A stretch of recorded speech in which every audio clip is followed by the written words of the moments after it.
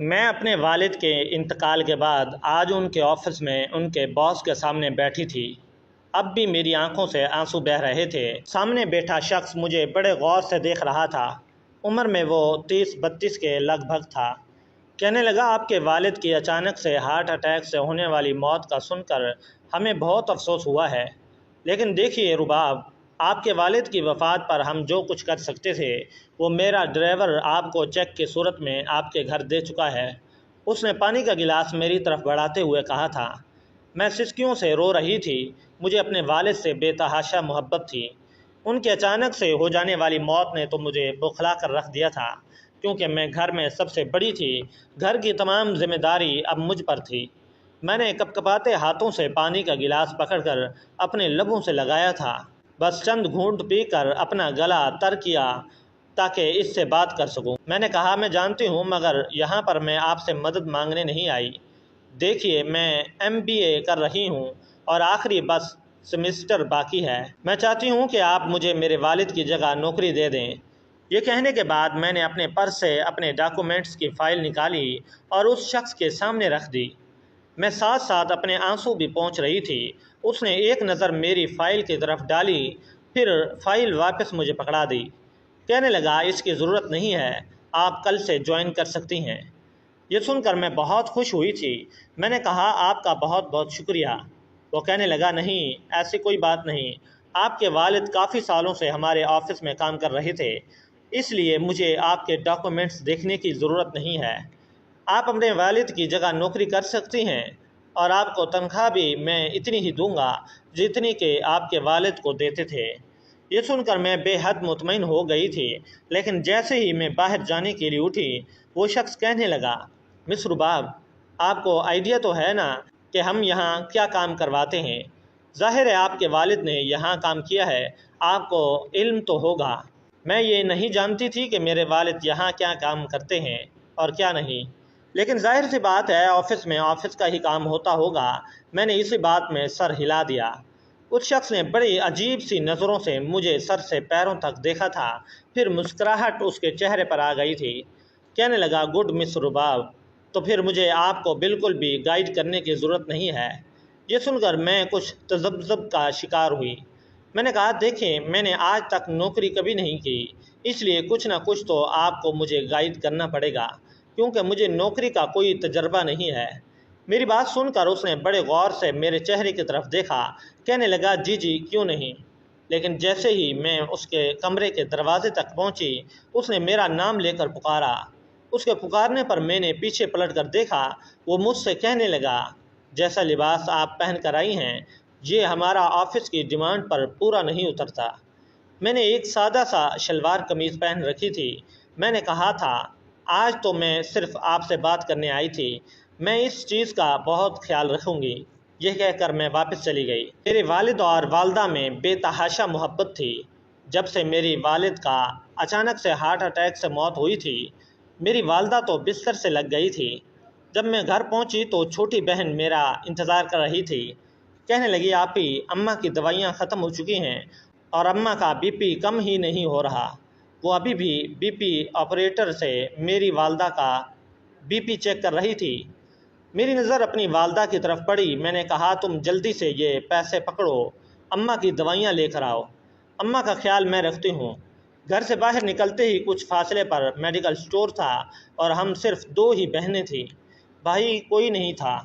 میری چھوٹی بہن نے فوراً سے پیسے پکڑے اور میڈیکل کی سلپ لے کر باہر چلی گئی۔ میں نے اماں کو اٹھا کر بٹھایا۔ ابھی بھی ان کی آنکھوں سے آنسو بہہ رہے تھے۔ میں نے کہا، اماں، اگر آپ یوں دل چھوڑ کر بیٹھیں گی تو ہمارا کیا ہوگا؟ ہمارے پاس تو آپ کے علاوہ اور کوئی بھی نہیں بچا۔ خدا کے لیے اپنے لیے نہ سہی تو ہمارے لیے خود کو سنبھالیں۔ میری والدہ نے مجھے سینے سے لگایا، پھوٹ پھوٹ کر رونے لگی۔ کہنے لگی، اچانک ملنے والے صدمہ کہاں جلدی بھولتے ہیں، کسی گھاؤ کی طرح دل کو لگ جاتے ہیں۔ اب یہ غم تو جاتے جاتے ہی جائے گا۔ میں بہت کوشش کرتی ہوں لیکن مجھ سے یہ سہا نہیں جاتا، یہ میرا اختیار سے باہر ہے۔ میرے لیے دوہری ذمہ داری تھی، ایک جاب کرنا، دوسرا گھر کو بھی سنبھالنا، کیونکہ چھوٹی بہن مجھ سے 10 سال چھوٹی تھی اور ابھی میٹرک میں پڑھتی تھی۔ कुछ ही देर में वो दवाइयाँ लेकर आ गई। मैंने अपनी वालदा को दवाइयाँ खिलाईं, इन्हें सुला दिया। फिर मैं किचन में चली गई।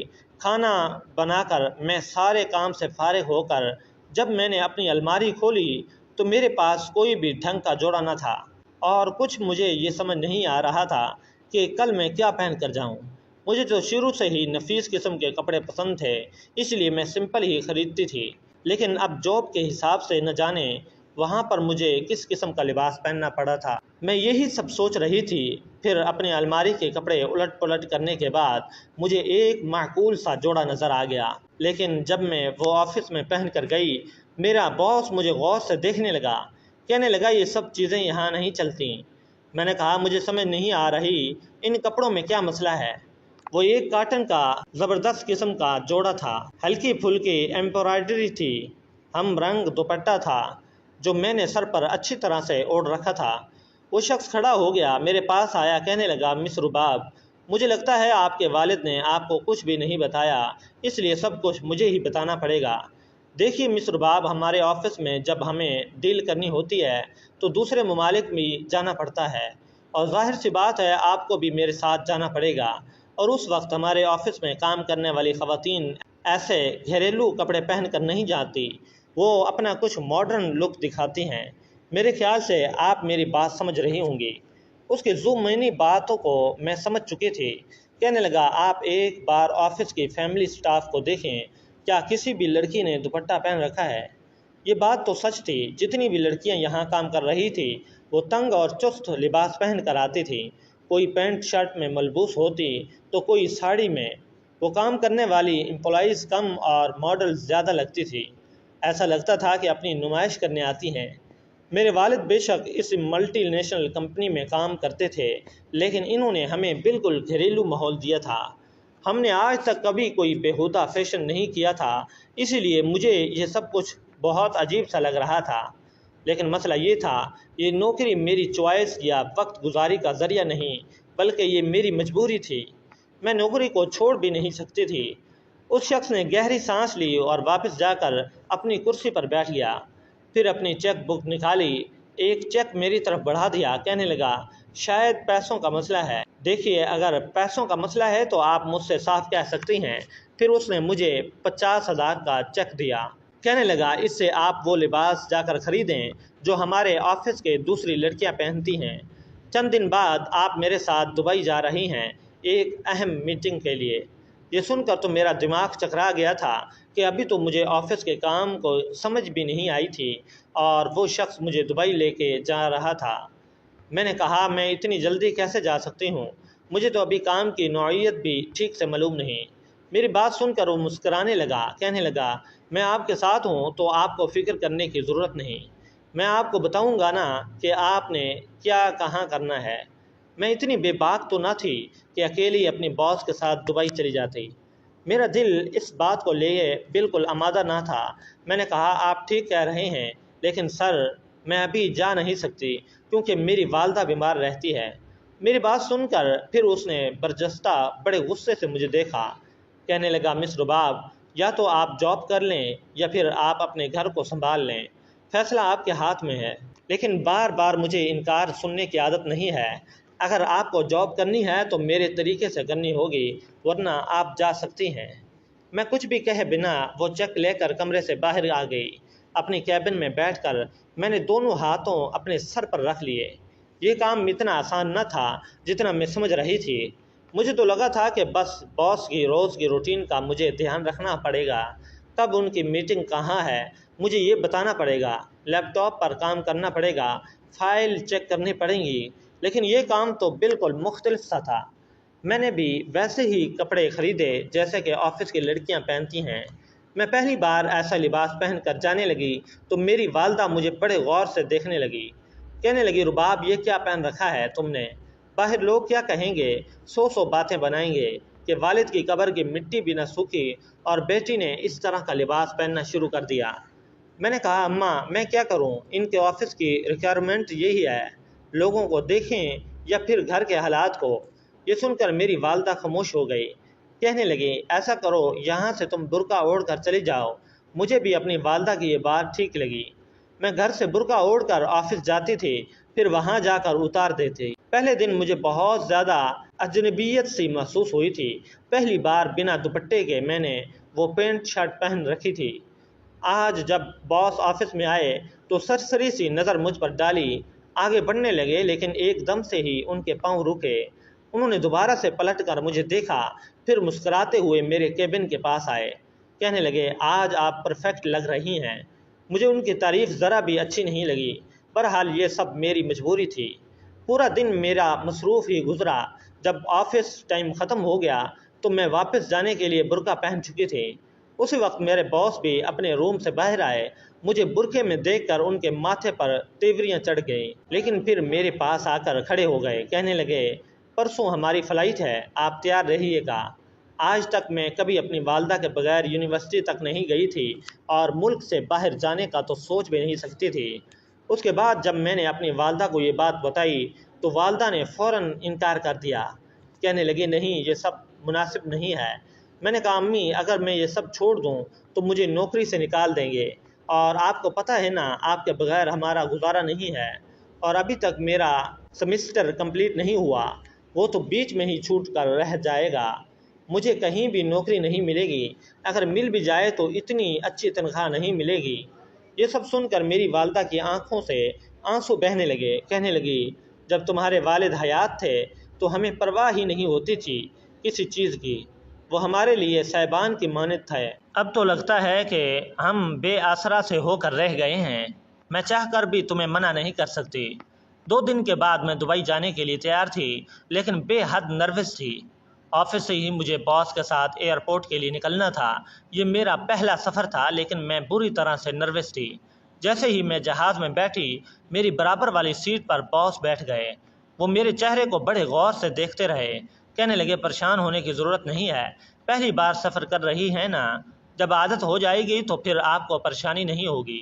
دبئی پہنچ کر وہ مجھے ایک شاندار ہوٹل میں لے گئے۔ میرا کمرہ الگ تھا۔ وہ کہنے لگے، آپ آرام کریں، کل شام تک تیار رہیے گا، ہمیں میٹنگ پر جانا ہے۔ میں اپنے کمرے میں آ گئی، لیکن بے حد پریشان تھی۔ اپنی والدہ کو اپنی خیریت کی خبر دی، پھر سونے کے لیے لیٹ گئی۔ اگلے روز میرے کمرے میں دستک ہوئی۔ میں نے جیسے ہی اپنے کمرے کا دروازہ کھولا، ایک بیرا وہاں کھڑا تھا۔ اس کے ہاتھ میں ایک پیکٹ تھا۔ کہنے لگا، یہ آپ کے باس نے دیا ہے کہ یہ ڈریس پہن کر آپ رات کو تیار رہیے گا۔ میں نے پیکٹ کھولا، شرم سے میری آنکھیں جھک گئیں۔ وہ نہایت ہی غیر مناسب سا لباس تھا۔ اگر میں انکار کرتی تو پھر سوال میری نوکری پر آتا۔ میں اتنا تو سمجھ گئی تھی کہ اپنی بہن کا تن ڈھانپنے کے لیے مجھے اسی طرح کا لباس پہننا پڑے گا، اپنے گھر والوں کے گھر کے اخراجات اٹھانے کے لیے قربانی دینی پڑے گی۔ میں نے وہ لباس پہنا۔ میں 7 بجے اپنے روم سے باہر آئی۔ اسی ہوٹل کے ریسٹورنٹ میں میٹنگ تھی۔ جب میں وہاں پہنچی تو باس مجھے دیکھ کر آنکھیں جھپکنا بھول گیا تھا۔ اس کے ساتھ بیٹھے دوسرے مرد حضرات کی نظریں بھی بڑی بے باکی کے ساتھ مجھ پر اٹھ رہی تھیں۔ ان میں سے کچھ عربی تھے، کچھ غیر ملکی۔ میں اپنے آپ میں سمٹنے کی کوشش کر رہی تھی۔ باس نے اپنا بازو بڑھا کر مجھے اپنے پہلو سے لگایا تھا اور اپنا ہاتھ پھیلا کر میرے دوسرے کندھے پر رکھ دیا۔ پھر میرا تعارف کروانے لگے۔ مجھے بے حد گھبراہٹ سے محسوس ہو رہی تھی۔ آج تک کسی غیر مرد نے مجھے چھوا نہیں تھا۔ وہ باس میرا کچھ نہیں لگتا تھا، لیکن میری بے بسی تھی کہ مجھے خاموش رہنے پر مجبور کر رہی تھی۔ جب تک میٹنگ جاری رہی، ان سب کی نظریں مجھ پر ٹکی رہیں۔ میٹنگ ختم ہوتے ہی باس نے مجھے خوشی سے کہا، کنٹریکٹ پاس ہو چکا ہے۔ میں حیران تھی کیونکہ بزنس کے متعلق تو وہاں کوئی بات ہی نہیں ہوئی تھی۔ باس نے کہا کہ اس بار میں آپ کو بزنس بہت اچھا دوں گا۔ میں پریشان سی تھی کہ وہاں پر صرف عام نوعیت کی بات ہوئی تھی، کوئی بھی کاروباری ڈیلنگ نہیں ہوئی تھی، اور جہاں تک مجھے یاد ہے میں نے صرف 15 دن آفس میں کام کیا تھا، اور وہاں پر مجھے ابھی تک کام کی نوعیت سمجھ نہیں آئی تھی کہ وہاں پر کیا ہوتا ہے۔ کھانا کھانے کے بعد میں اپنے کمرے میں آ گئی۔ باس فون پر مجھ سے کہنے لگے، بس 3-4 دن مزید اور میٹنگز ہیں، پھر ہم واپس پاکستان چلے جائیں گے۔ میں اپنے کمرے میں جا کر بیٹھ گئی، اپنی والدہ سے بات کی۔ میری والدہ بے حد فکر مند ہو رہی تھی۔ میں نے انہیں کہا کہ سب کچھ ٹھیک ہے، میں 3-4 دن میں واپس آ جاؤں گی۔ وہ مجھے پھر بھی یہی کہتی رہی کہ اپنا خیال رکھنا۔ جیسے ہی میں سونے لگی تو میرے کمرے پر دستک ہوئی۔ میں نے دروازہ کھولا تو ایک ویٹر وہاں موجود تھا۔ میرے سامنے اس نے ایک جوس پیش کیا۔ یہ آپ کے لیے ہے، اور ساتھ میں ایک ٹیبلٹ دی۔ میں نے کہا یہ کس لیے؟ کہنے لگا آپ کے باس نے کہا ہے کہ سر درد کی میڈیسن ہے، اسے ضرور کھا لینا تاکہ کل آپ بالکل فریش ہو جائیں۔ واقعی میرے سر میں درد تھا کیونکہ پورا دن ایسے ہی مصروف گزرا تھا۔ میں نے وہ میڈیسن جوس کے ساتھ کھا لی اور پھر سو گئی۔ اس رات مجھے بڑی گہری نیند آئی۔ مجھے بالکل ہوش نہ تھا۔ جب صبح میں اٹھی اپنے آپ مجھے تھکا ہوا لگ رہا تھا، میرا سر بھاری ہو رہا تھا۔ جتنے دن میں ہوٹل میں رہی ہر رات میری یہی حالت تھی۔ ان 3 دنوں میں مجھے یہ لگا جیسے میرے وجود سے آدھی جان کسی نے نکال لی ہو۔ میں بے حد کمزور محسوس ہو رہی تھی۔ نہ جانے میرے دماغ کو کیا ہو گیا تھا، ایسا لگ رہا تھا جیسے میرا دماغ سن ہو چکا ہے۔ 3 دن بعد ہم واپس آ چکے تھے۔ باس نے کہا کہ آپ 1-2 دن کی چھٹی کر لو۔ مجھے بھی یہی ٹھیک لگا، لیکن جب 2 دن کے آرام کے بعد میں تیسرے دن آفس گئی تو باس نے مجھے ایک چیک دیا جس پر درج رقم دیکھ کر میرے ہوش و حواس اڑ گئے۔ وہ پورے 5 لاکھ کا چیک تھا۔ کہنے لگا تمہارا بونس ہے۔ مجھے حیرت ہو رہی تھی کہ میں نے کیا کیا تھا، کچھ بھی تو نہیں۔ میں نے کہا کہ میں آپ کے کام کو، آپ کے کاروبار کو ابھی تک سمجھ نہیں پائی، لیکن آپ کون سا کام کرتے ہیں یا پھر کوئی پروڈکٹس بناتے ہیں؟ میں نے تو وہاں آپ کو کسی سے کوئی ڈیل کرتے ہوئے نہیں دیکھا تھا، نہ ہی کانٹریکٹ پیپر سائن ہوئے۔ پھر میری بات سن کر وہ ہنسنے لگے، کہنے لگے آج کل آن لائن کا زمانہ ہے میڈم، سب کچھ وہیں ہوتا ہے، ہمارے ڈیلز ایسے ہی چلتی ہیں، یہ سب آپ کا مسئلہ نہیں، بس آپ آم کھائیں گٹھلیاں مت گنیں۔ میری والدہ نے جب 5 لاکھ کا چیک دیکھا تو خوش ہو گئی، کہنے لگی یہ چیک تو میں یوں ہی رکھ لوں گی، تمہارا جہیز بنانے میں کام آئے گا۔ لیکن اس کے بعد تو جیسے یہ سلسلہ ہی جاری سا ہو گیا۔ ابھی 1 ہفتہ بھی نہیں گزرا تھا کہ باس کہنے لگا کہ مس رباب آپ میرے ساتھ ایک بار بینکاک جائیں گی، وہاں 3 دن کا اسٹے ہے۔ اب تو یہ ہر ہفتے کا معمول تھا۔ کبھی مجھے ملیشیا لے جاتے، کبھی UK، کبھی فرانس، لیکن نہ جانے کیوں سب سے میں ان کے ساتھ جانے لگی تھی۔ مجھے اپنے اندر کمزوری سے محسوس ہونے لگی تھی۔ ایک دن میں آفس جانے کے لیے میک اپ کر رہی تھی جب میری بہن نے مجھ سے کہا آپا جب سے آپ نے جاب شروع کی ہے آپ بیرون ملک جانے لگی ہیں، آپ کے چہرے کی رونق ختم ہو چکی ہے۔ مجھے بھی ایسا لگتا تھا۔ میں چلتی تھی تو بہت جلد تھک جاتی تھی، میرا سانس پھولنے لگتا تھا، میرے چہرے کی رنگت اب پہلے جیسے سفید نہیں رہی تھی، لیکن میرے پاس پیسہ اچھا خاصا آ چکے تھے۔ لیکن مجھے ابھی تک یہ سمجھ نہیں آئی تھی کہ ان 2 ماہ میں آفس میں کام ہوتا کیا ہے۔ آج میری چھٹی تھی، باس نے یہ بھی کہا تھا آج میں آفس نہ آؤں، لیکن میرا دل گھر میں بالکل نہیں لگ رہا تھا، اس لیے میں نے سوچا کہ آفس چلی جاتی ہوں۔ جب میں آفس کے اندر داخل ہوئی، سارا کا سارا سٹاف باس کے کمرے میں موجود تھا اور مجھے اپنے باس کے کمرے سے بلند آوازیں اور چیخنے چلانے کی آوازیں آ رہی تھی جیسے وہ کسی کو ڈانٹ رہا ہو۔ پورا سٹاف ایسے کھڑا تھا جیسے کہ سب کو سانپ سونگھ گیا ہو۔ میں اپنے کیبن میں بیٹھنے کے بجائے باس کے کمرے کے پاس کھڑی ہو گئی۔ سب لوگ آفس میں موجود تھے، صرف میں ہی باہر تھی۔ جو باتیں مجھے وہاں سنائی دیں میرے ہوش اڑا دینے کے لیے کافی تھیں۔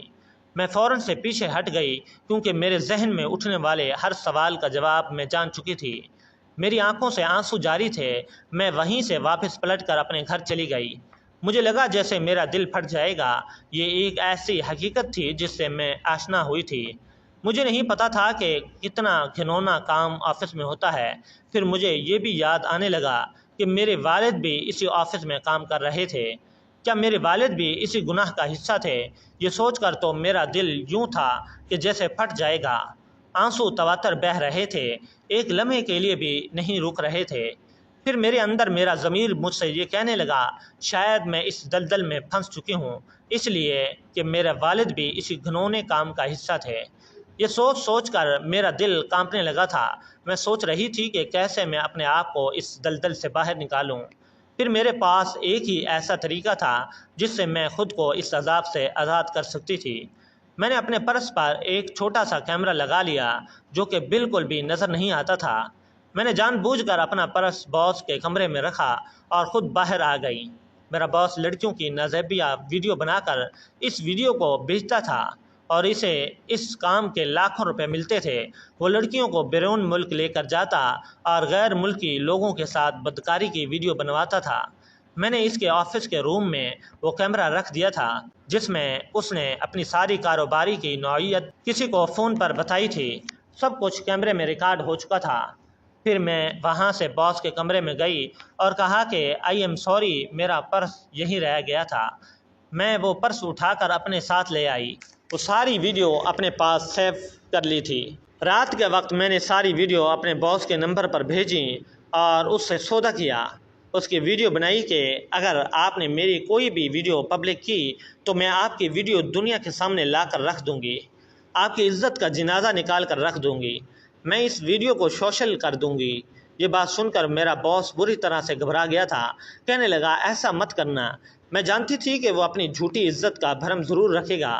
میں نے کہا کہ میری ساری ویڈیو ڈیلیٹ کر دو ورنہ میں تمہاری ویڈیو کو سوشل کر دوں گی۔ اگلے روز میں آفس گئی تو اس نے میری ساری ویڈیو ڈیلیٹ کر دی تھی۔ میں نے کہا کہ مجھے یہ کام نہیں کرنا اور اگر کبھی بھی مجھے تم نے دوبارہ ایسے کام کے لیے فورس کیا تو میں تمہاری ویڈیو سب کے سامنے لے آؤں گی۔ یہ کہہ کر میں اس کے آفس سے باہر نکل گئی۔